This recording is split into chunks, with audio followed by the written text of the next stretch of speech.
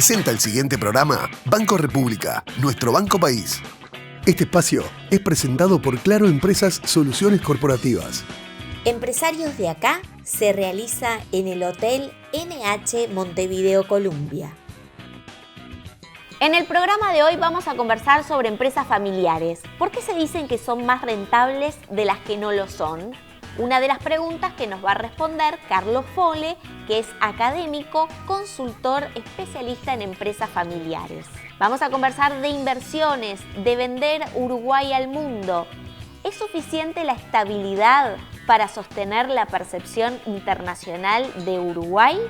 Una de las preguntas que nos va a responder Sebastián Rizzo, que es director del Faro Advising.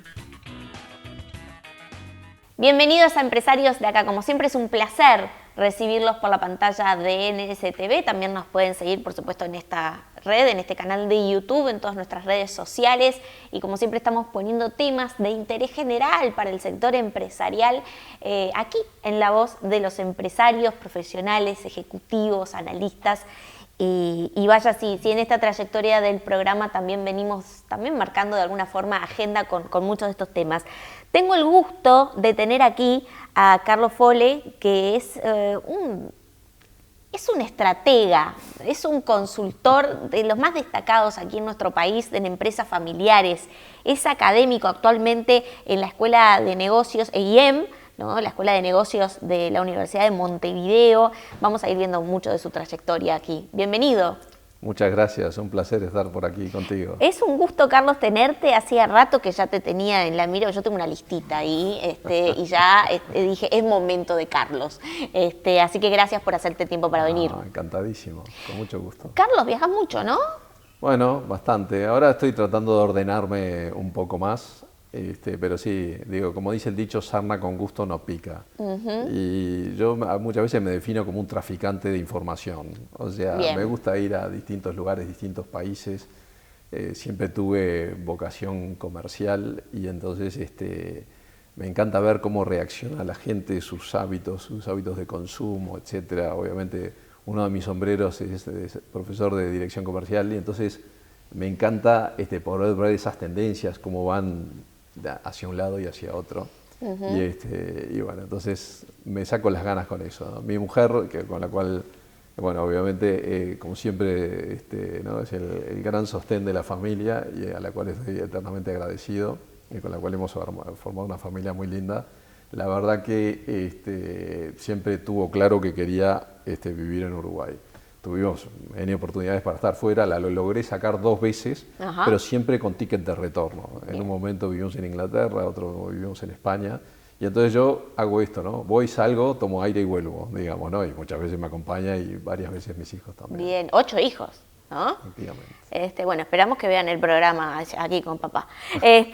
Bueno, Carlos, un referente realmente en lo que es bueno, no solo en lo que es estrategia comercial, ¿no? Dirección comercial, sino que también en lo que hacen las empresas familiares, ¿no? Y vaya si una cosa tiene que ver con la otra, y más en nuestro país, ¿no? Que la mayoría de las empresas son familiares, ¿no? ¿Cuál es el momento hoy, no? Porque yo no sé, y tú me lo dirás, y digo tuteo porque él me habilitó. Sin problema. Me Totalmente habilitó. habilitada. Si no, no venía la nota.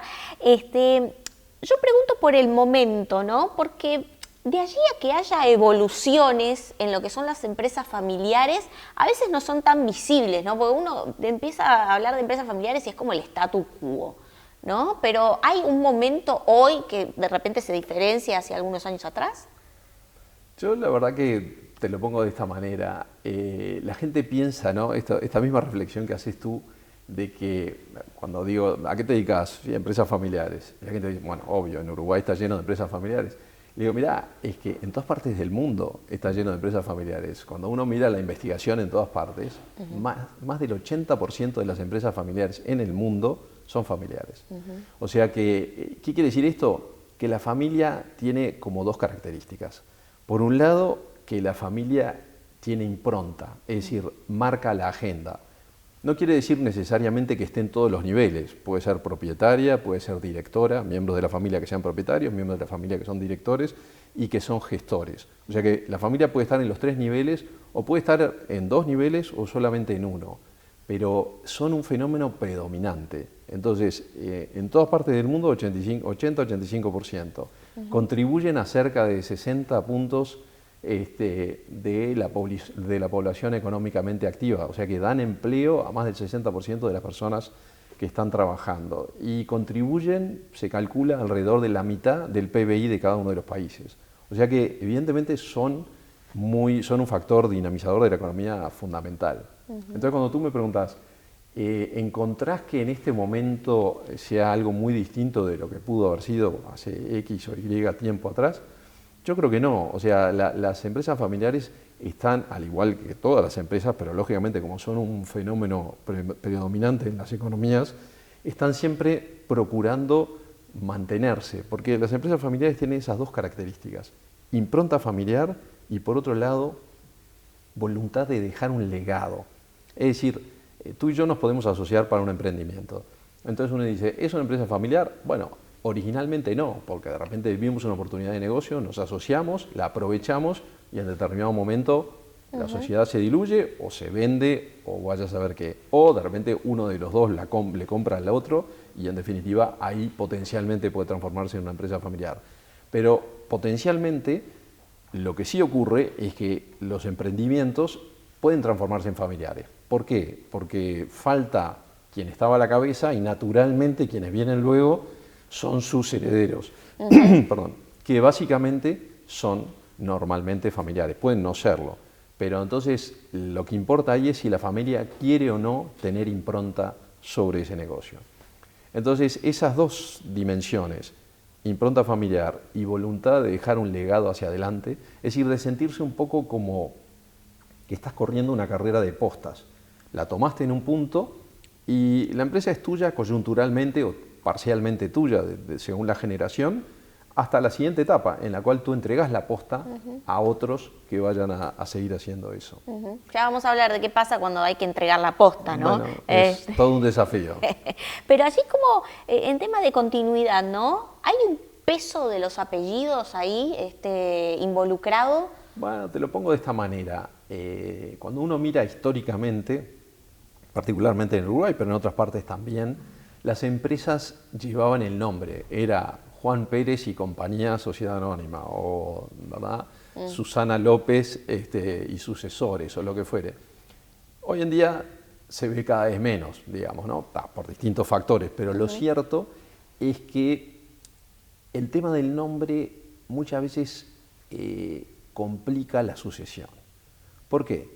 Porque si tú sos, es decir, si la empresa la fundó Juan Pérez y tuvo un hijo Juan Pérez, y básicamente tú sos el hijo, pero de repente no te gusta el rubro o no te sentís motivado o te querés dirigir tu vida hacia otra cosa y no a la empresa familiar, el peso de la mochila de que Juan Pérez, hijo, ya no se ocupe de la empresa familiar, pesa.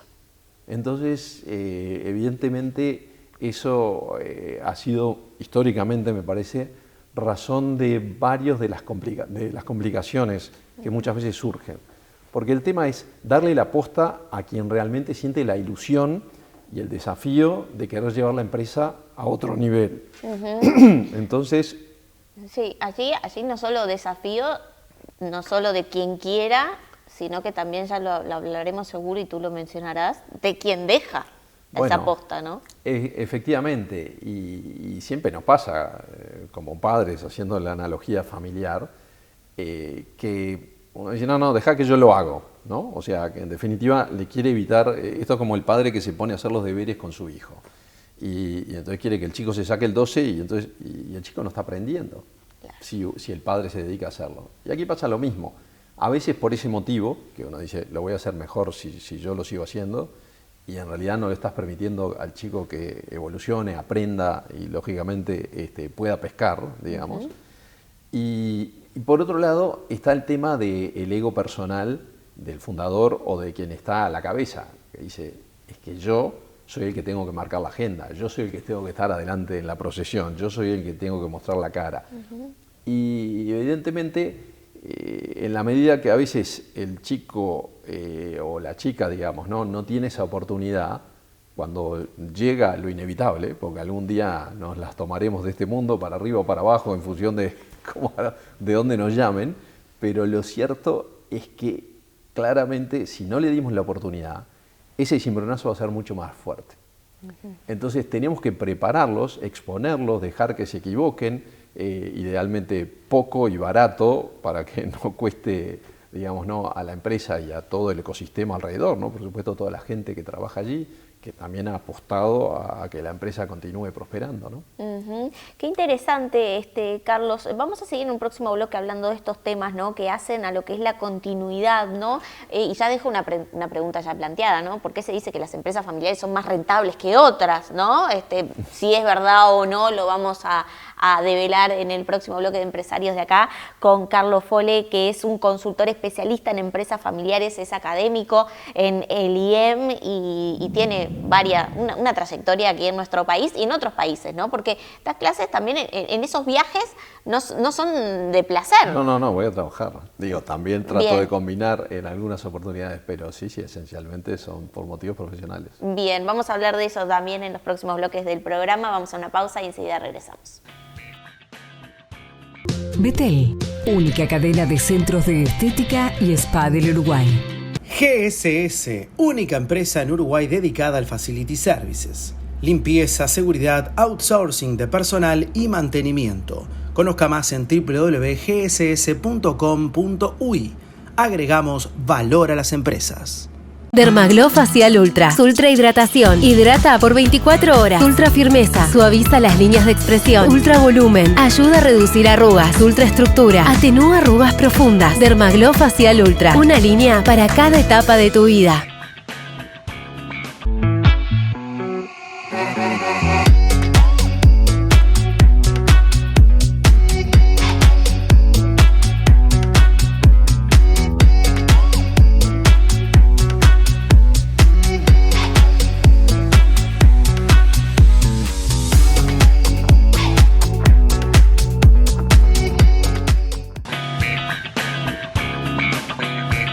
Presenta Forbis Mazars, auditoría, contabilidad y outsourcing, impuestos, compliance, capital humano, legales. www.forbismazars.com/UI.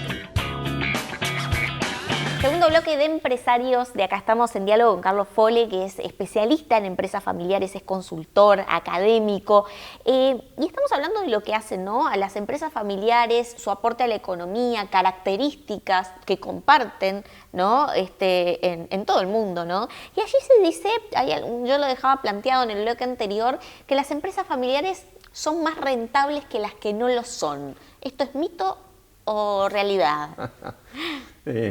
Bueno, mira, simplemente para ponerlo en contexto, ¿no?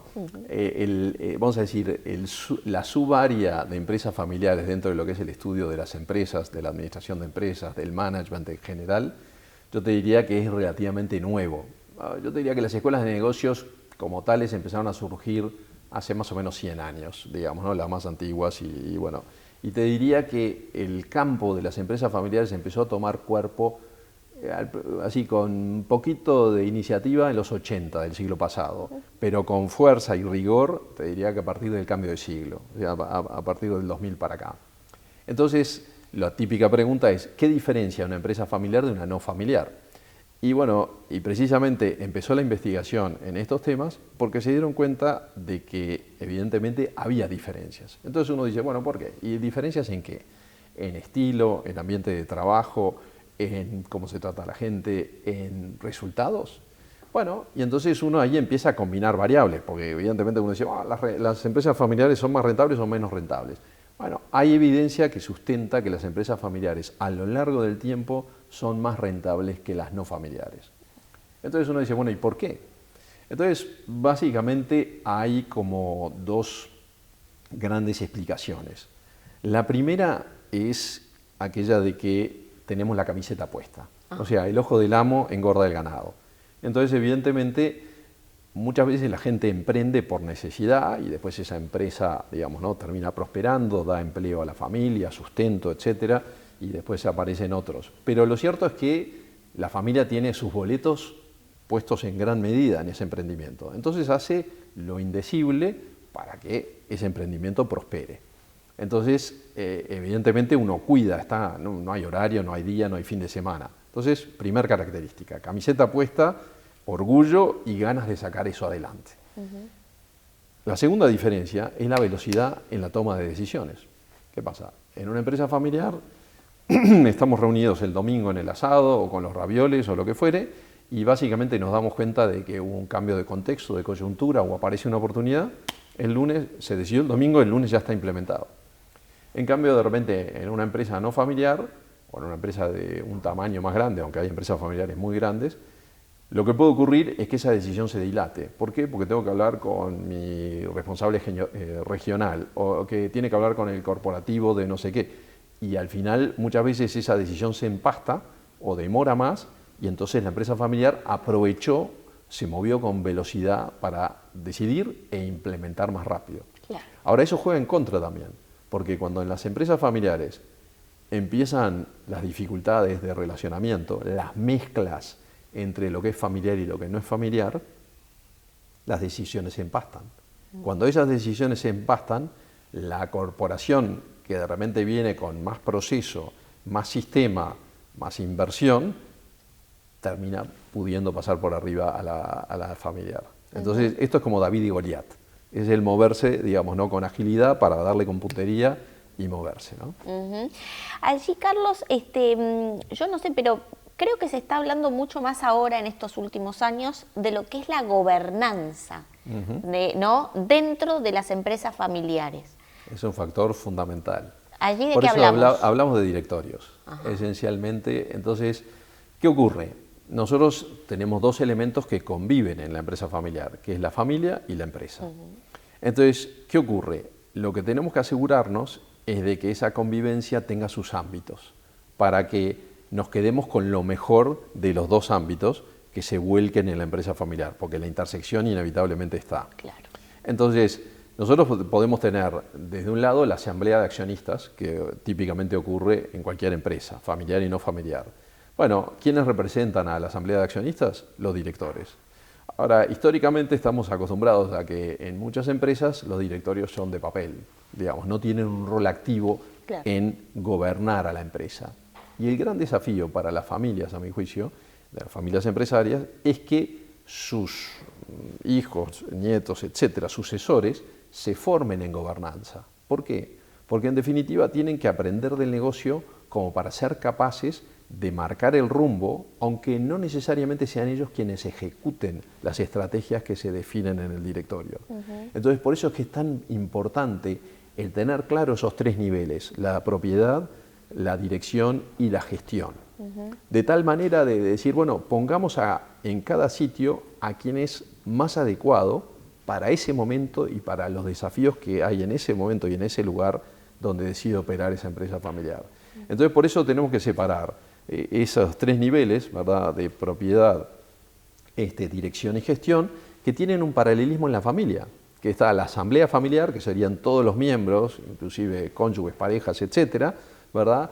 El consejo de familia, que en el fondo es quien debería estar interactuando con el directorio de la empresa para poder tener perspectiva. Porque, ¿qué pasa? Puede haber miembros de la familia que básicamente no estén en una labor activa de gestión o no estén en el directorio, pero de repente dependan de una manera mayor o menor de cómo le vaya a la empresa. Entonces, tienen derecho, aunque no estén allí, a estar informados sobre la marcha del negocio, las perspectivas, las amenazas, los posibles riesgos, las contingencias. ¿Por qué? Porque de repente viven de los dividendos que produce esa empresa para poder seguir adelante. Entonces, por eso es que la profesionalización de la gobernanza, tanto a nivel de la empresa como a nivel de la familia, son tan importantes. Y ese proceso, ¿cómo lo observas tú en Uruguay? Y bueno, está incipiente, pero firme. Yo creo que uno ve, por lo menos lo veo en mi consulta profesional, que cada vez hay más empresarios familiares conscientes de que todos tenemos una vida que en algún momento se acaba y de que todo el esfuerzo, la dedicación, la cabeza y los sacrificios que hemos hecho para sacar esos emprendimientos adelante ameritan que uno pueda pasar la posta en tiempo y forma a las siguientes generaciones. Ahora, en ese pase de posta también hay toda una preparación, Total. ¿no? Allí desde tu experiencia, por ejemplo, ¿qué nos puedes mencionar? Capaz que también hasta con algún ejemplo, porque me consta que las empresas suelen muchas veces pedir ayuda, ¿no? Sí, sí. ¿Cómo hago? Porque quiero de alguna forma no quedar yo como el que tomó la decisión y repartí un poco para acá. Bueno, ahí aparecen temas interesantes, ¿no? Que son, digamos, ¿no? Esto da para mucha charla, pero digo así, someramente, ahí aparecen los principios de equidad y de justicia, que tenemos que tenerlos muy claros. ¿Qué pasa? Uno dice, mira, tengo 3 hijos y bueno, me gustaría, si pongo al primero, que entonces el segundo también venga y el tercero también. Y de repente, 1, la empresa no necesita a los 3, 2, no tienen la misma preparación, la misma experiencia y la misma contribución. Y entonces, bueno, ¿qué es lo justo? ¿Cómo los debo evaluar? ¿Los evalúo igual a los 3? ¿Les pago igual a los 3? ¿Les exijo igual a los 3? Entonces yo como recomendación normalmente lo que sugiero es, lo mejor es que los chicos se formen, ¿no? Que amueblen la cabeza de la mejor manera posible. Y entonces obviamente seguir la educación hasta el mayor nivel posible yo creo que es un primer gran paso. El segundo, que puede ser concomitante, es hacer experiencia afuera. Es decir, que vayan conociendo de rubros, de empresas, de distintos emprendimientos que pueden no tener nada que ver con la empresa en sí misma, pero que si después la familia los necesita porque hay una posición disponible en la empresa, que haga el mayor esfuerzo por traerlo, para que justamente el chico haya aprendido fuera, haya sido exigido fuera, y entonces ya no entre bajo el paraguas del nepotismo familiar que dice, ¿y por qué está este chico aquí? ¿Y por qué es hijo o hija del dueño o de la dueña? Entonces yo creo que está bueno eso, porque entonces los chicos van a aportarle a la empresa una perspectiva fresca, distinta, que tiene más que ver con ese aprendizaje que han logrado combinar fuera entre sus estudios y sus trabajos fuera, y los pueden volcar en la empresa familiar. Entonces eso para mí le va a dar una mayor garantía de longevidad. Pero después es un proceso permanente, porque evidentemente ese es el punto de partida. Pero estamos acostumbrados, y en este mundo cada vez más, a que nunca terminamos de aprender. Es decir, ya no existe aquello que, no, lo que estudié, y mira, lo que estudiaste hace X tiempo ya es irrelevante hoy en día, ¿no? Claro. Y allí, por ejemplo, Carlos, cuando te llaman, ¿no? Como consultor, digo, también tú tienes un acercamiento ya desde lo académico que también después capaz que traspasa la relación de repente de ese líder, gerente, propietario de la empresa que está haciendo un curso y dice, Carlos, necesito tu ayuda, pero para mi empresa, ¿no? Capaz que hay temas en común que se repiten en las empresas familiares y que te toca resolver. Ahí, ¿qué encontrás? Siempre. Bueno, el tema es el tema de la sucesión. Sí. Ese es el tema. Porque, claro, a ver, y existen trampas que nos hacemos todos los días. Yo no sé tú, yo miento todos los días. Bien. Todos los días. Sí, yo también. Claro. Yo me miro al espejo cada mañana y después que me ducho y me miro y me veo súper joven, súper fuerte, súper deportista, cada vez jugando mejor al tenis, que no es verdad. No, yo creo que sí, me dijeron que sí. Y lo cierto es que es una trampa, pero yo salgo encantado, ¿verdad? Cada día. Y bueno, y en las empresas y en las familiares particularmente cuando no tenemos quien nos cuestione las decisiones dentro de la empresa, y entonces ahí entra esa necesidad que me preguntaba, me parece que es muy importante el tema ese de tener a alguien que te cuestione, no por competir contigo, no por, digamos, no mostrar su ego, sino realmente por abrirnos la cancha y hacernos ver otras perspectivas. Entonces, yo creo que cuando uno logra en la empresa familiar que esa diversidad de opiniones, para después tener que tomar decisiones, porque digamos, uno abre el juego, pero después hay que cerrarlo y hacer. Entonces, yo creo que cuando la persona ya está preparada emocional y racionalmente para eso, es cuando esto puede darse. Entonces uno dice, ¿y en Uruguay esto ocurre? Bueno, yo creo que cada vez más. A ver, si uno mira las estadísticas de las empresas familiares en el mundo, y Uruguay no es excepción, empresas que pasen con éxito de la primera generación a la segunda, 33%, más o menos, 1 de cada 3. Con éxito de la segunda a la tercera, o sea, de los hijos a los nietos, menos de la mitad, 15% del 100 original, o sea, menos de la mitad del 33 que comentaba recién. Y con éxito de los primos a los primos segundos, 5% del 100 original, o sea que 1 de cada 20. Yo muchas veces en los programas para ejecutivos le pregunto a la gente, che, ¿tú conoces a todos tus hermanos? Sí, bien. ¿Conoces a todos tus primos? Bien. ¿Conoces a todos tus primos segundos? O sea, a los hijos de los primos hermanos de tus padres. Y la mayor parte de la gente no me levanta la mano. Y es la realidad, porque uno puede saber, sí, es el hijo de fulano o la hija de mengano, pero no lo conoce, no lo trató. Entonces imagínate siendo socio de, si estamos en una empresa de 4ª generación, de gente que es prima segunda tuya. Tenés que trabajarlo. O sea, uno da por sentado que, bueno, con su hermano, bueno, vivió, ¿verdad? Se peleó, se abrazó, bueno, pasaron un montón de cosas. Con su primo, bueno, dependerá de las diferencias etarias. Pero, ¿y con tus primos segundos? Entonces, la realidad es que hay que trabajarlo. Esto es un trabajo más. Hay que trabajar ese affectio societatis, porque la realidad es que la familia no se elige, a uno le toca, digamos, ¿no? Ser hermano, ser primo, sí, por supuesto su pareja, pero quiero decir en esos términos, ¿no? Qué interesante. Vamos a seguir hablando de estos temas que hacen, ¿no? A lo que es el ecosistema empresarial de nuestro país, y vaya si lo son las empresas familiares, y también lo que hace, ¿no? A la gestión, ¿no? Que también permite todo esto, ¿no? Que es la continuidad, ¿no? Así que te invito a seguir en el próximo bloque de Empresarios de Acá, el diálogo con Carlos Fole, que es especialista en empresas familiares, es consultor académico. Hablamos en el bloque anterior y me quedé con ganas de profundizar un poquito más.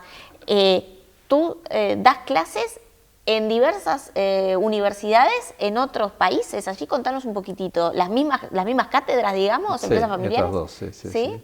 Creo que la última vez que, digo, como te decía, esto me gusta, ¿no? He dado en 18 países distintos, en 4 idiomas. Ah, qué interesante. Así que sí. Y una línea en común, ¿no? Siempre estos dos mucho. temas, estrategia Sí. comercial y empresas familiares. Y te encontraste muchas, digamos, muchos conceptos unificados. Sin duda. Sí. No, a ver, la naturaleza humana es una. En lo que tiene que ver con empresas familiares, estamos cortados con la misma hacha todos. Digo, con algunas diferencias culturales, pero lo cierto es que la realidad está allí, ¿no? Un ejemplo, no sé si tenemos tiempo. Sí, claro, por supuesto. Pero fíjate que en Japón, por ejemplo, donde se encuentran muchas empresas familiares, al igual que en otras partes, pero sobre todo muchas empresas familiares muy longevas.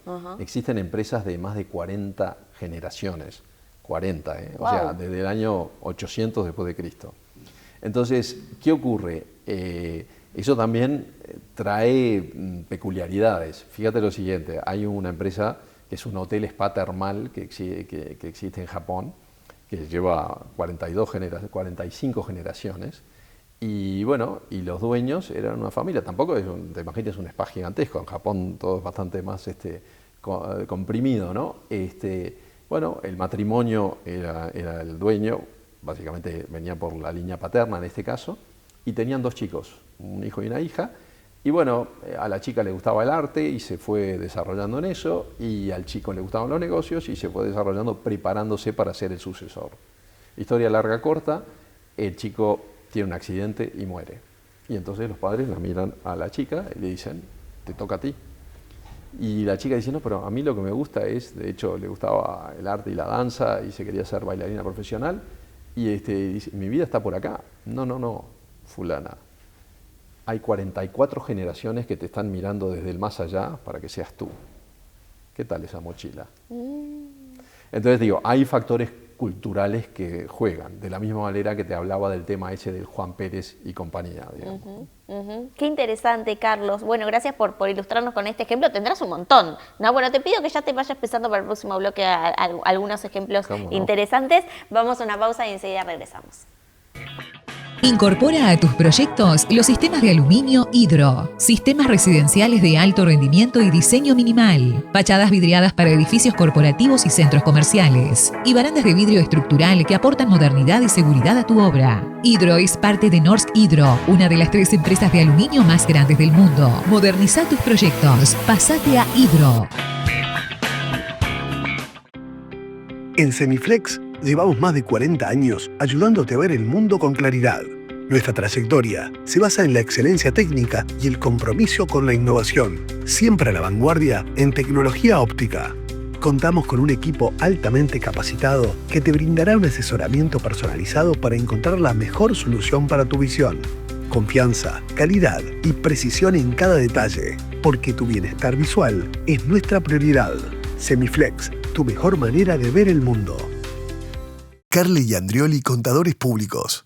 Firma miembro independiente de Geneva Group International. Servicios de asesoramiento contable, tributario, auditoría y consultoría. Más de 30 años de experiencia en due diligence, proyectos de inversión, creación y evaluación de empresas, entre otros. Todos los servicios son certificados bajo normas técnicas. Contáctenos en www.carle-andrioli.com.uy. Ahora tu celular es un POS. Cobra más fácil con la app Brow a Mano Comercios. Sin costos fijos, rápido y eficiente. Cobra en tu tienda, en tu peluquería, consultorio, feria o donde sea y cuando quieras. Regístrate en eBrow y descarga la app Brow a Mano Comercios. Porque si está a mano, es más fácil. Banco República, nuestro banco país.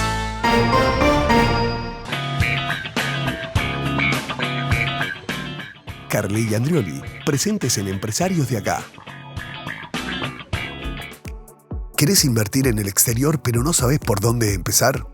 En Preve Inversiones te acompañamos en cada paso, con asesoría personalizada y un proceso ágil para abrir tu cuenta en Estados Unidos o Europa. Estamos regulados por el Banco Central del Uruguay, la SEC de Estados Unidos, y trabajamos con BNY Pershing, uno de los custodios más sólidos del mundo. Tus ahorros protegidos, tu futuro planificado. Preve Inversiones, tu patrimonio, nuestra prioridad. Tercer bloque de Empresarios de Acá. Estamos en diálogo con Carlos Fole, que es especialista consultor en empresas familiares, es académico en la Escuela de Negocios de la Universidad de Montevideo, IEM, y en otras universidades del mundo. Ha dado clases de esto en 18 países, pero actualmente más activo en Brasil, ¿no? Sí, a donde más voy es a Brasil. Bien, allí la universidad para repasar. Allá se llama el ICE, Instituto Superior de Encino, y opera como, si se quiere, una subsidiaria o un campus del IES, que es una de las 5 mejores escuelas de negocios del mundo, originalmente de España, pero que tiene campus en Barcelona, Madrid, Múnich, Nueva York y San Pablo. Y bueno, este es el campus de San Pablo, de esa universidad.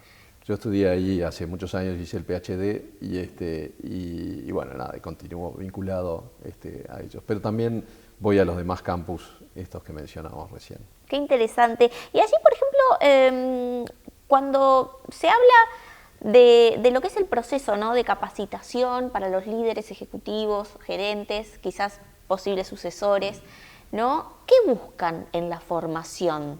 ¿No? Porque cuando tienen esta cátedra de empresas familiares empiezan quizás a tocar heridas, ¿no? Bueno, ahí son dos preguntas distintas. Déjame, digo, del punto de vista de a qué nos dedicamos en el IEM, que es la Escuela de Negocios de la UEM, o sea que es una facultad más, básicamente lo que nos buscamos, el foco típicamente es las personas de vértice en la organización o quienes se están formando para ser los verdaderos líderes de la organización. Entonces ahí tenemos programas de distinto nivel. Y bueno, después tenemos programas enfocados en distintas subdisciplinas. Más específicos. Entonces uno dice, bueno, un programa de empresa familiar, es un programa de gestión de vendedores, un programa que tiene que ver con estrategia, otro que tenga que ver con digitalización o con innovación o con gestión de personas. Y bueno, y así cubrimos todo el espectro. Más allá de que evidentemente esa visión de dirección general está ahí presente y por eso estos elementos de gobernanza que hablábamos en el bloque anterior resultan tan importantes, ¿no? Claro. ¿Cómo hacemos para fortalecer esa gobernanza y que se tomen decisiones lo más objetivas posible en ese contexto? Y entonces, ahora encajo eso con el ámbito de la empresa familiar. Por eso que, si tú me preguntas, ¿y cuál es el rol de la gobernanza? Que creo que me lo dejaste entrever en esa segunda parte de la pregunta. El rol es fundamental, porque evidentemente hace falta alguien que pueda cuestionar en un buen sentido y pueda ayudar a controlar a toda la organización familiar. De tal manera que uno evidentemente, ¿qué quiero decir con esto? Tenemos que aprovechar el lado bueno del nepotismo. O sea, si hay un miembro de la familia que realmente es muy bueno, que por sus méritos vaya, digamos, ¿no?, creciendo en la organización y tomando mayores responsabilidades. Pero tiene que haber alguien que pueda, con una objetividad mayor, poder evaluar a esa persona sin tener el sesgo de decir, si evalúo mal al hijo de mi jefe, voy a tener muy poca vida aquí dentro. Claro. Entonces, y lo mismo, si voy en contra de la estrategia de mi jefe y no tengo mucho futuro aquí. Entonces, ¿qué pasa? Ahí es donde entra ese rol del director externo, típicamente independiente, que no responde, digamos, ¿no?, a, digamos, el interés de alguno de los socios, y entonces ahí es por eso que tenemos que separar lo que es el externo de lo que es el independiente. El externo puede estar allí, digamos, representando alguna rama de la familia. Ahora, el externo independiente es el que en definitiva está ahí para ayudar a facilitar estos procesos, y ahí es donde yo me involucro sobre todo. Entonces, poder ayudarlo a decir, mira, saca tu sombrero de padre, o saca tu sombrero de tío, o saca tu sombrero de abuelo o de cónyuge, y ahora ponete el sombrero de empresario y vamos a pensar en términos empresariales sobre qué tal está funcionando tal o cual persona.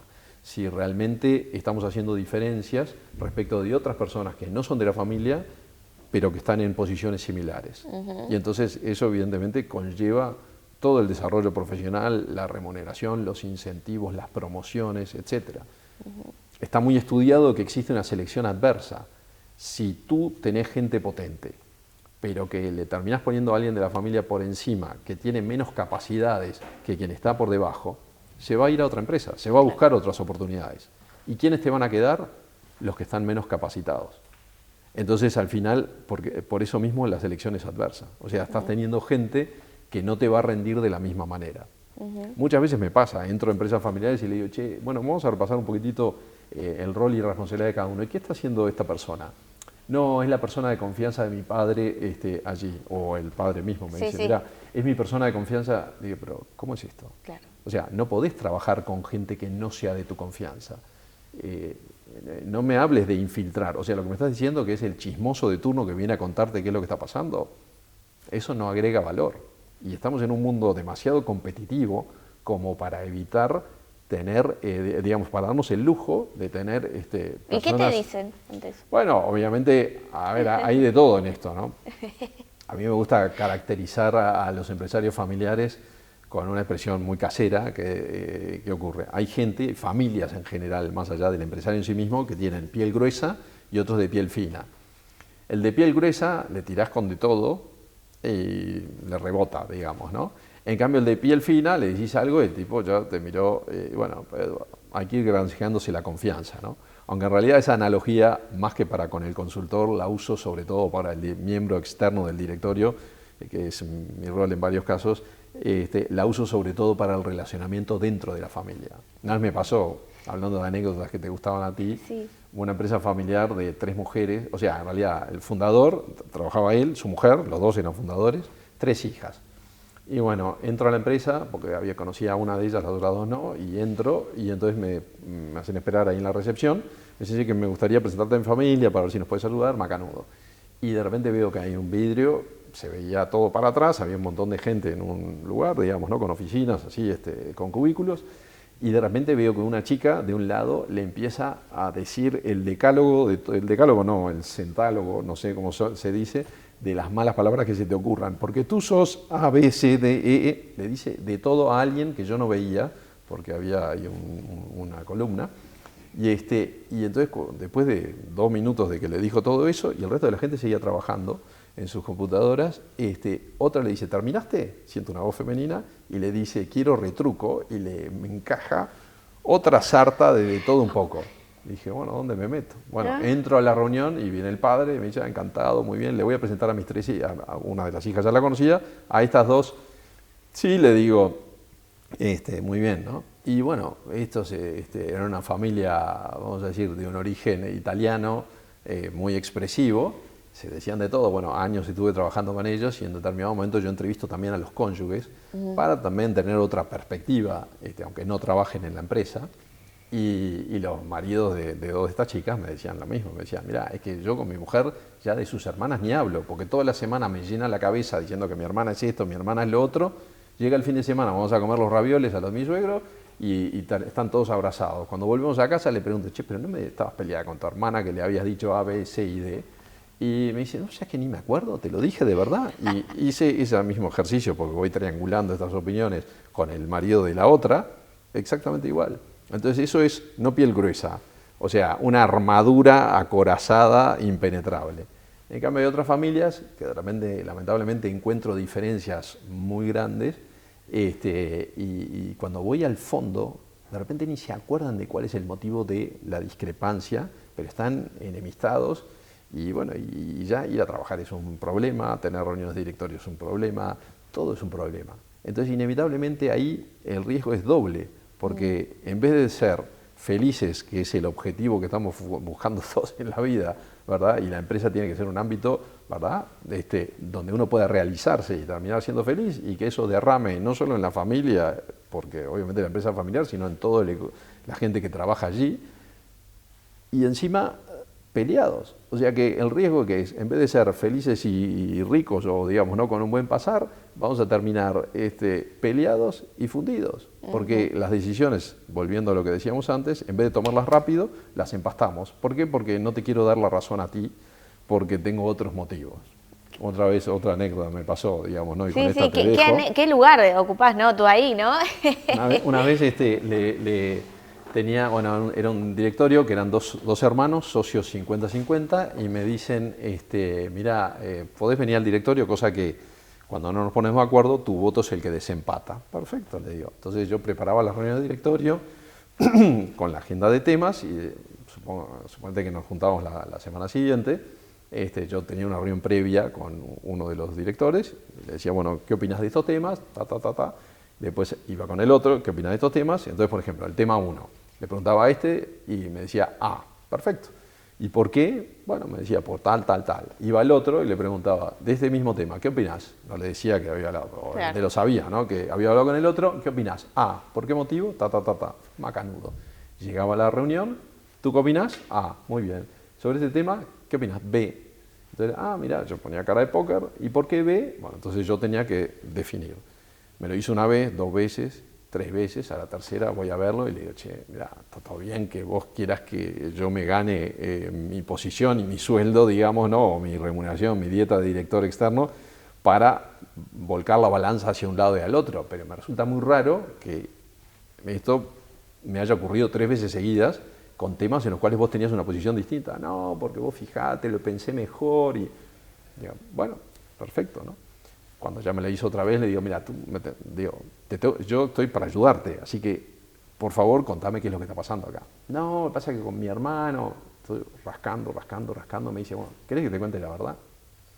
Cuando éramos chicos, dije, buah, esto, gente de mi edad, cuando éramos chicos, jugábamos con los autitos, los Matchbox, esos autitos chiquitos. ¿Querés que te explique? A mi hermano le regalaban los escala 1.32, los grandes, y a mí siempre me regalaban los chiquititos, con lo cual lo tengo acá. Le digo, pero fulano, bueno, creo que tenemos una solución, le digo. Yo algo de autitos de estos sé porque tuve una colección que la vendí, porque mis hijos le iban a hacer crema y bueno, no valía la pena y necesitaba el dinero en ese momento, pero te la consigo. ¿Cuál querés? ¿Qué colección? ¿Querés la del 80, la del 82, la del 78? Yo te la consigo, sé dónde se venden y sé, te puedo averiguar en Londres. Me dice, no, Carlos, yo no la quiero ahora. La quería en 1972. Bueno, no te puedo llevar. Claro. No hay manera. Claro. Entonces quiero decir, las empresas familiares son un lugar espectacular para desarrollarse, para lograr ser felices y para realmente sentir ese sentido de, vamos a decir, de satisfacción por el deber cumplido, de continuar con el legado hacia la siguiente generación. Claro. Muchas veces la empresa familiar termina siendo como un hijo más para quienes la fundaron y bueno, y el orgullo de llevarla a la siguiente evidentemente es espectacular. Ahora, ¿qué pasa? Tenemos una responsabilidad también y tenemos que preparar a los que vienen y tenemos que cuidar los vínculos. Y bueno, y es un trabajo, es decir, y bueno, y a veces cuando uno pretende ser así un líder despótico, y eso se paga, digamos, ¿no? O cuando comete injusticias flagrantes, se paga. Terminan siendo estas situaciones las que llevan esa estadística, como te comentaba, que de la primera a la segunda solamente 1 de cada 3, y a la siguiente generación la mitad de esas, y a la siguiente generación solamente 1 de cada 20. Qué interesante todo este análisis, Carlos. Bueno, lo que te deberás encontrar allí en tus consultorías, ¿no? Vaya, finalmente te quería preguntar, ¿no? Si los procesos de M&A, de Mergers and Acquisitions, o sea, de fusiones y adquisiciones, comprometen de alguna forma el seguir teniendo esa carpeta de empresas familiares en el país, digo... no sé si comprometen es la palabra, pero de alguna forma dejan de ser familiares de repente, ¿no? Bueno, hay 2 salidas, digamos, ¿no? Yo normalmente cuando trabajo con familias lo que procuro es que desarrollemos formas de entendernos, es decir, como que escribamos lo que se llama la constitución familiar, o más comúnmente el protocolo familiar. Entonces, en definitiva, voy llevando a la familia por estos procesos para que vayamos poniendo todas aquellas cosas en las cuales estamos de acuerdo. Entonces, de esa manera, cuando aparece alguna discrepancia, recurrimos a ese protocolo para ver cómo resolvemos estos temas. Entonces, ¿qué pasa? Dentro de ese protocolo, lo que típicamente incluyo es una cláusula que tiene que ver con el tema de la venta. ¿Por qué? Porque de repente puede pasar que en algún momento alguno de los miembros de la familia no quiera seguir siendo socio, lo cual no quiere decir autoexcluirse de la familia, es salir de uno de estos 2 carriles, no del de la familia. Siempre seremos miembros de la familia, más cercanos idealmente o más lejanos, pero siempre seremos miembros. Entonces, el tema es, bueno, ¿cómo salir de la empresa familiar sin afectar la relación familiar? Sin que se vea, a veces pasa que uno dice, no, ¿cómo te vas a ir? Es una traición. Bueno, pero a ver, tengo un patrimonio metido aquí que me podría rendir mucho más en una actividad, no tanto de repente desde el punto de vista económico, sino desde el punto de vista de satisfacción personal o de hacer un emprendimiento con mi pareja, mi marido, mis hijos, ni quien sea, digamos, ¿no? O otra persona no familiar. Y bueno, quiero salir, ¿cuál es el problema? Entonces, yo creo que está bueno definir cómo se sale, cuándo se sale, en qué condiciones, cómo se gestiona todo eso. Entonces, eso permite hacer ventas parciales dentro de la familia. Ahora, a veces ocurre que esas ventas parciales son difíciles porque de repente no hay forma o no hay otro patrimonio para poder compensar lo que sale esto. Y entonces ahí, bueno, hay algunos mecanismos, pero a veces los rendimientos son bajos. Típicamente en los establecimientos agropecuarios es muy difícil, digamos, ¿no? Comprar con gestión lo que es el patrimonio. Entonces tenemos que buscar otros mecanismos. Ahora, lo que muchas veces ocurre es que la venta, entonces yendo a tu punto de Mergers y Acquisitions, la venta podría perfectamente ir a parar a otro empresario familiar o a otra familia que de repente está en el mismo rubro y quiere buscar economías de escala o es de otro país y quiere expandirse geográficamente. O sea que sí, probablemente no quede dentro de esa familia, pero al final va a estar en manos de otra familia. O sea que yo te diría que como el porcentaje del que estamos hablando hoy sigue siendo tan importante, es muy difícil que el tejido en ese sentido cambie. Lo que sí puede cambiar efectivamente son los estilos, la cultura, la impronta que tiene la familia que vende respecto de la impronta de la familia que compra, sí, sin duda.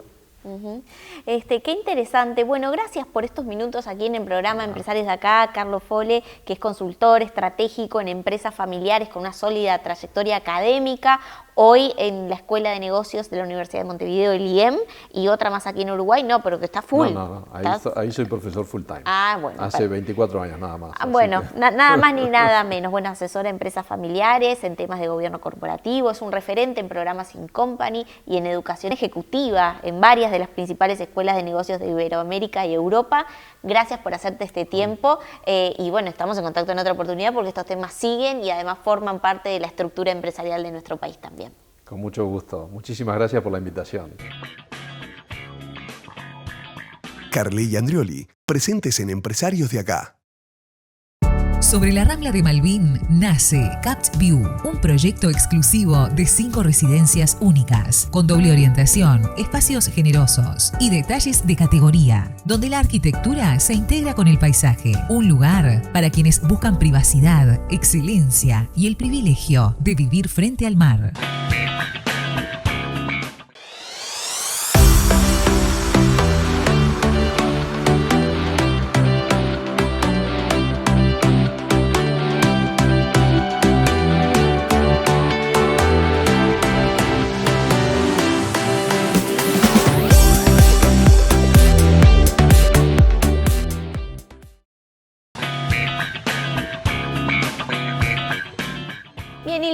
al comienzo del programa. Ya tengo aquí en estudios, en el NH Montevideo Columbia, tenemos el set de empresarios de acá. Tenemos a Sebastián Rizzo, que es director del Faro Advising. Bienvenido. Muchas gracias, Tatiana, gracias por la invitación. Un gusto tenerte aquí. Bueno, el Faro Advising ya tiene en el mercado, ¿cuánto tiempo ya? No, poquito. ¿Poquito? 4 meses. 4 meses. Nuevita. Pero bastante actividad. Bastante actividad.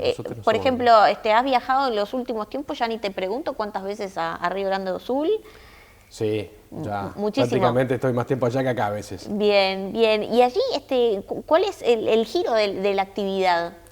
El Faro es una consultora, ayudamos a empresas a venir a Uruguay, todo lo que es la instalación en Uruguay, el aterrizaje, pero no nos quedamos ahí, ayudamos después, como decimos, le agarramos la mano a la empresa y las llevamos, o sea, les hacemos todo un acompañamiento comercial, buscando leads que se llaman, ¿no? Potenciales clientes, y también un acompañamiento de conocer el ambiente de negocios, el ecosistema, a sus colegas, sus competidores, el gobierno, las cámaras. O sea, no es que no nos quedamos en traer una empresa extranjera y abrir la empresa, llevarles la contabilidad, los recursos humanos, sino que los acompañamos, los llevamos de la mano.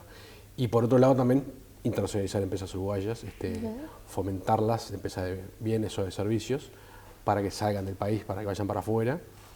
Y ahí, como vos decías, estamos bastante enfocados con el tema de Río Grande do Sul, lo que tiene que ver con Brasil. Ahí encontramos un lugar, una puerta de entrada a Brasil bien interesante, por la cercanía, por la forma de pensar, por el idioma, que es, por supuesto que hablan portugués, pero nos entienden perfectamente y nosotros nos entendemos a ellos perfecto. El ambiente de negocios, que lo conozco mucho, son muy abiertos, el gobierno es muy abierto, tiene una agencia de promoción de inversiones muy abierta a hacer negocios con nosotros. Entonces todo se da, y un mercado de 11 millones de personas, ¿no? Entonces, como primera oportunidad, primera salida del país y querer ir a un gigante como Brasil, bueno, es lo que se llama un soft landing, ¿no? Entramos en Brasil, pero vamos a entrar a una escala un poco más humana nuestra. Y después, si nos va bien, damos el salto y vamos para San Pablo, vamos para Belo Horizonte, vamos para Río. También, cuando hablo de Río Grande do Sul, en realidad estoy hablando más del sur, ¿no? Y ahí tenemos los estados de Paraná y Santa Catarina, que es lo que viene a ser el sur de Brasil, que en total están en 20 millones de habitantes.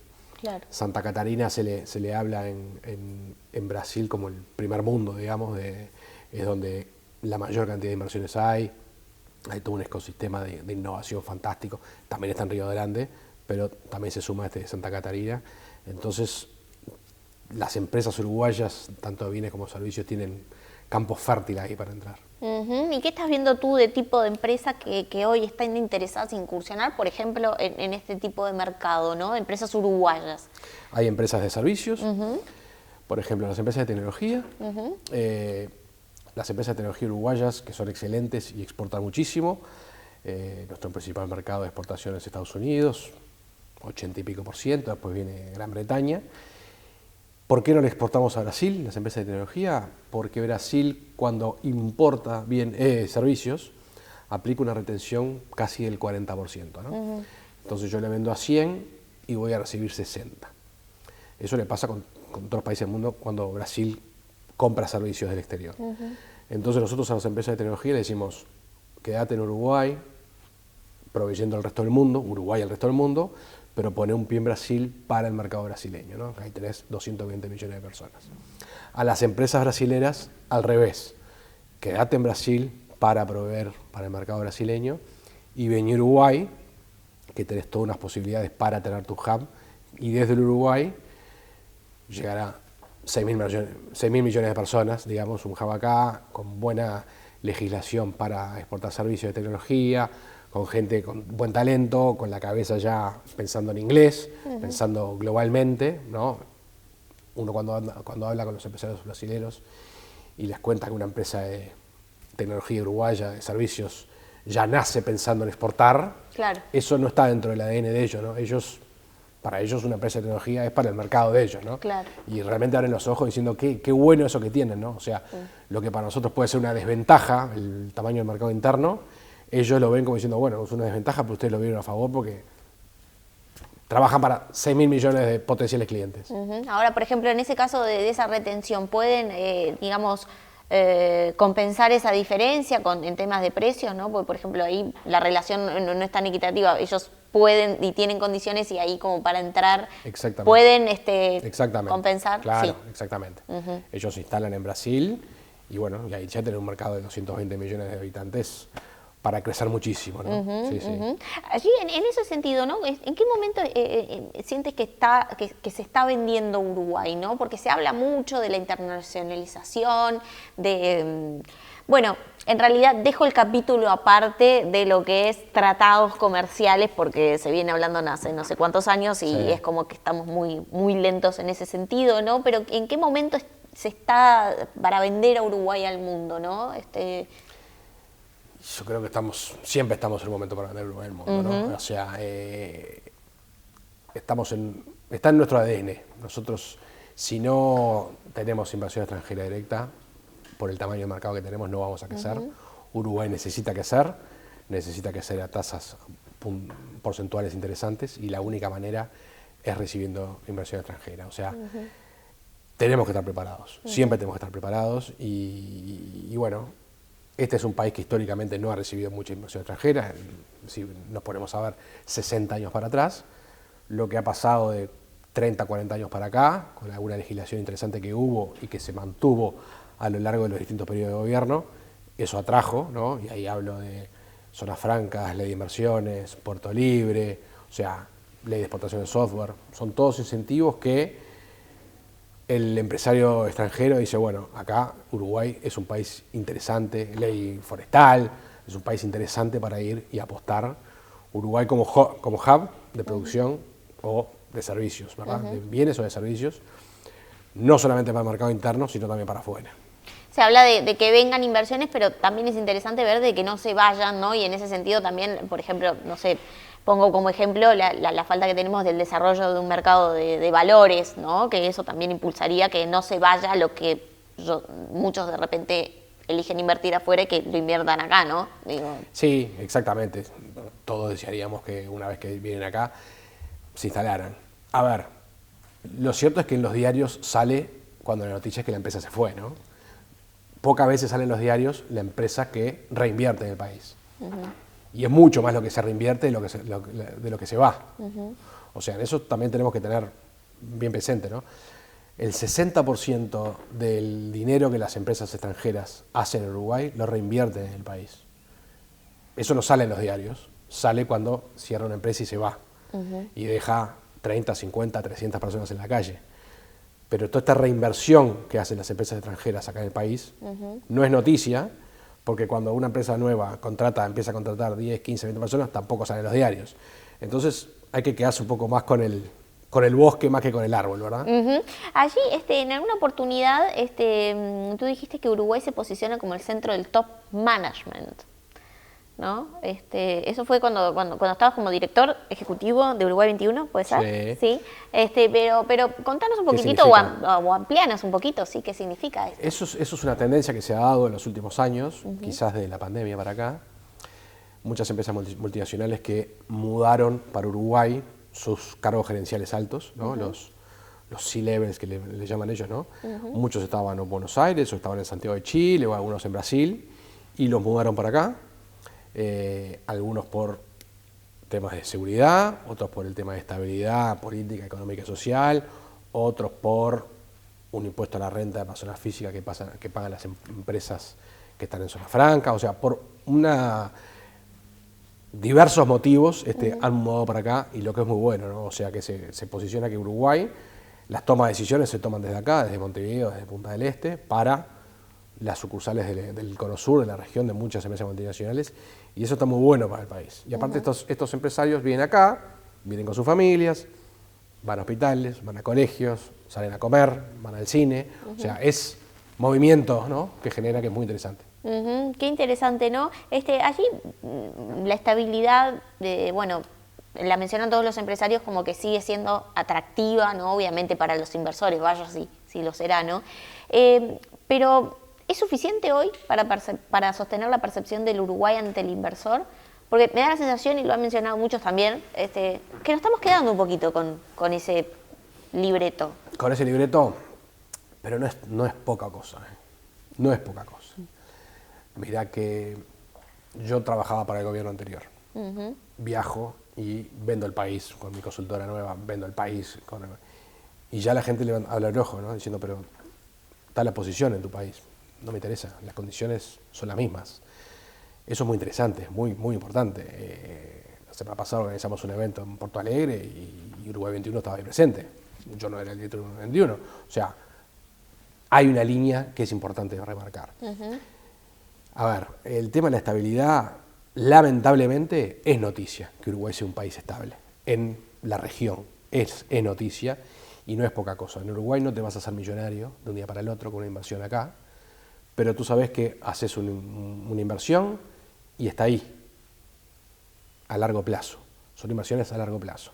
Por algo tenemos las plantas de celulosa, ¿no? Son inversiones multimillonarias, pero estos países vienen, el caso de UPM, por ejemplo, arrancó en los 90, ¿no? Plantando árboles. Son inversiones a largo plazo que, si no fuera por la estabilidad que tiene un país, por el mercado interno no lo vas a tener. Por tema de costos y bajos costos, no lo vas a tener. Entonces, ¿dónde me tengo que agarrar yo? Yo estoy vendiendo un producto, que es Uruguay. Bueno, ¿dónde soy bueno? Yo tengo que darle para adelante en dónde soy bueno. ¿Soy bueno en el tamaño del mercado interno? No. ¿Soy bueno en costos económica? No. ¿En qué soy bueno? Soy bueno en el talento que tengo, soy bueno en la ubicación que estoy y soy bueno en esta estabilidad que tengo. Y bueno, entonces está perfecto que tanto gobierno como privados se agarren fuerte a eso, ¿no? Uno, si vende zapatos, no los vende para salir a correr, los vende para zapatos para elegancia, digamos, para... Bueno, esto es lo mismo, ¿no? Yo me tengo que agarrar de que soy bueno, soy bueno en esto y hay que darlo para adentro. Sobre si es suficiente lo que tú decías, nunca va a ser suficiente, siempre vas a querer más, siempre vas a querer que en vez de 3,5 millones seamos 10, que en vez del costo de producción sea 10, que sea 7, sí, por supuesto, eso siempre las empresas van a pelear por eso, pero bueno, lo que tenemos es lo que tenemos y démosle para adelante a lo que tenemos. Ahora sí, por ejemplo, hay temas que empiezan a preocupar un poco más, ¿no? De lo debido en la interna, ¿no? Por ejemplo, tú hablabas del tema del talento, ¿no? El tema de la educación, venimos con un déficit de hace muchísimos años muy preocupante, ¿no? Sí. O sea, de que entre 21 y 23 años, hoy los jóvenes, la mayoría no terminó el liceo. Ese es un problema. Ese es un problema. Que después se derrama en lo que es este talento que buscan las empresas y demás, ¿no? ¿La inseguridad puede ser un problema para los negocios? La inseguridad hay que mantenerla, ¿no? O sea, también, de vuelta. La seguridad. Como uruguayos nos preocupa, vemos cuestiones que pasan que nos incomodan mucho y nos asustan. De nuevo, si nos comparamos con la región, por ahora, por suerte, somos una isla, ¿no? A mí me ha pasado ejemplos de empresarios que vienen acá y pasan por una esquina y ven que hay un grupo de 15, 20 chicos, adolescentes, y me preguntan, ¿qué están haciendo estos chicos en la esquina? Y yo miro así y les digo, están esperando el ómnibus para volverse a sus casas. No pueden creer que se vuelven en ómnibus público. Algo que para nosotros es tan normal y natural. Bueno, empresarios muy cercanos de acá les llaman la atención. Bueno, claro. Mantengamos eso, ¿no? Lo tenemos, mantengámoslo. Íbamos por la Rambla a las 8 de la mañana y ventanas abiertas en verano, de segundo piso, tercer piso de edificios. Me decía, pero esta gente durmió con las ventanas abiertas. Y digo, sí, segundo, tercer piso, tampoco, no lo pueden creer. Me dirás, está cambiando cada vez para menos. Bueno, por ahora estamos así. Por supuesto tenemos que estar con los ojos bien abiertos y señal de alerta, ¿no? Eso seguro. Allí, Sebastián, ¿qué vislumbras, ¿no? Para lo que es los próximos años, ¿no? Que se está tratando, digamos, de alguna forma, por ejemplo, abrir ser más intensivos en mercados que ya tenemos tratados, ¿no? Y tratar de un poco posicionar mejor a Uruguay. ¿Qué vislumbras tú, no? Porque uno yo trato ahora de recordar y he tenido conversaciones cuando se anunciaban, por ejemplo, que se venían los TLC y esto y lo otro, y siempre era como una expectativa que después poco de realidad tuvo, ¿no? Pero para los empresarios un poco cómo tú ves la posibilidad hoy de repente de incursionar en otros mercados. Ahora tú decías de Río Grande do Sul, digo, ¿hay interés real? ¿Están esperando que pase este año, por ejemplo? ¿Hay movimiento en ese sentido? Yo creo que el momento es siempre. Uruguay, por suerte, le vende, entre bienes y servicios, le vende a más de 100 y pico de países, o sea, tiene buenas expectativas. Con el tema, lo que decís del tema de los TLC y eso, bueno, ahí no es una sola parte. Yo creo que Uruguay es un país abierto a firmar TLCs, pero bueno, dependemos de otros y también nosotros somos parte de Mercosur, dependemos de Mercosur. Vamos a ver si se termina firmando lo de la Unión Europea. Pero también Uruguay, y hay una cosa que es muy importante, es por el tamaño del mercado que tenemos, cuando Uruguay firma un acuerdo pequeño, por ejemplo, se firmó, cuando yo estaba en Uruguay 21, se firma el ingreso de la lengua bovina a Japón, ¿no? Uno dirá, aparece en un artículo así en el diario en Uruguay. Estamos hablando de millones de dólares. Millones de dólares. La lengua en Japón es un producto gourmet, ¿no? Lo comen distinto que acá. Estamos hablando de millones de dólares que ingresan al país. ¿Ah? Que me dirás, no es que estoy ingresando a Japón, se me está viendo, pero con muchos acuerdos, aunque sean específicos de un producto en particular, eso termina moviendo la economía nacional, porque como tenemos un mercado interno pequeño, entonces Uruguay tiene que seguir haciendo acuerdos así, ¿no?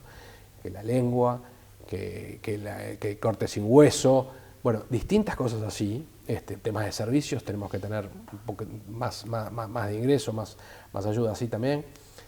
Entonces, Uruguay tiene que ir por ese lado, no tiene que dejar de hacer acuerdos específicos en algún mercado, en un mercado en particular, con un producto en particular, porque a una economía de 40 millones de habitantes no le mueve nada. Pero una economía como la nuestra, y capaz que en un frigorífico hay 150 personas que hoy están trabajando porque ingresamos la lengua a Japón, ¿entendés? Entonces hay que seguir con esas cuestiones. ¿Ves mirando. agenda en eso? ¿O es muy prematuro preguntártelo?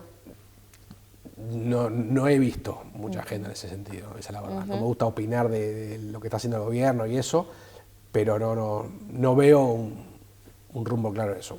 Ojalá que se dé lo de la Unión Europea, me parece que estamos todos ahí esperando eso, ¿no? Qué interesante. Bueno, gracias por compartir estas experiencias. Sebastián Rizzo, director del Faro Advising.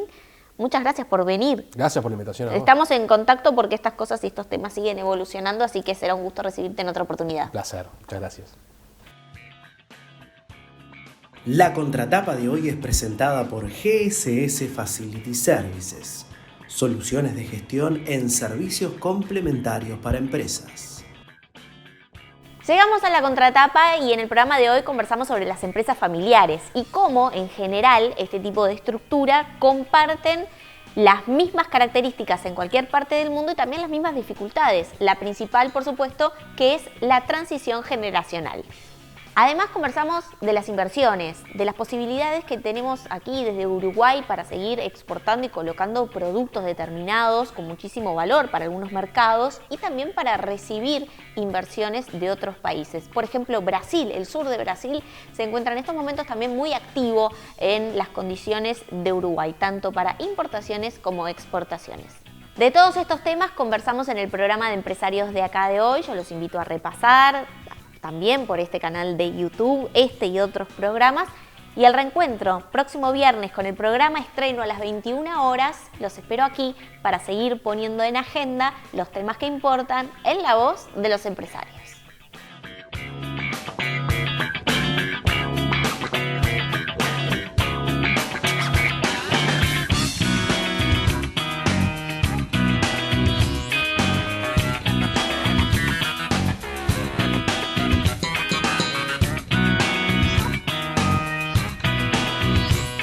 Este espacio fue presentado por Claro Empresas Soluciones Corporativas. Presentó este programa Banco República, nuestro banco país.